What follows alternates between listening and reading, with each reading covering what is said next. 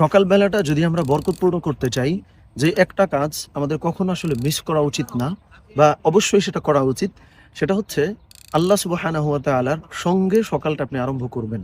So আল্লাহ সুবহানাহু ওয়া তাআলার সঙ্গে বিভিন্ন ফরমেটে সকালটা আরম্ভ হইতে পারে। কোরআন তিলাওয়াতের মধ্য দিয়ে, ফজর সালাত আদায় করার মধ্য দিয়ে, ইশরাকের নামাজ পড়ার মধ্য দিয়ে, তাহাজ্জুদ পড়ার মধ্য দিয়ে।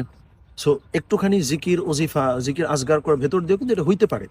সো যেটা আমি মেন করতে চাই, যদি আমি সারাটা দিন বরকতপূর্ণ করতে চাই বা সকালটা ভালো করতে চাই, একটা জায়গায় আমার মনে হয় যে কমিটমেন্ট আমাদের দেওয়া উচিত, যে আমি যা করি না কেন, আমি আমার সকালটা হচ্ছে আল্লাহর সঙ্গে শুরু করব। তাহলে কি হবে দেখেন, যেহেতু আল্লাহ সুবহানাহু ওয়া তাআলার সঙ্গে আপনি দিনটা শুরু করতেছেন, আর রাসূল সাল্লাল্লাহু আলাইহি ওয়াসাল্লাম আল্লাহর কাছে অ্যাপ্লাই করছেন বা আবেদন করছেন যে আল্লাহ আমার উম্মতের সকালবেলাটা তুমি বরকতপূর্ণ করো।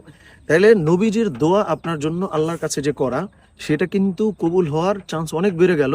কারণ সকালটা আপনি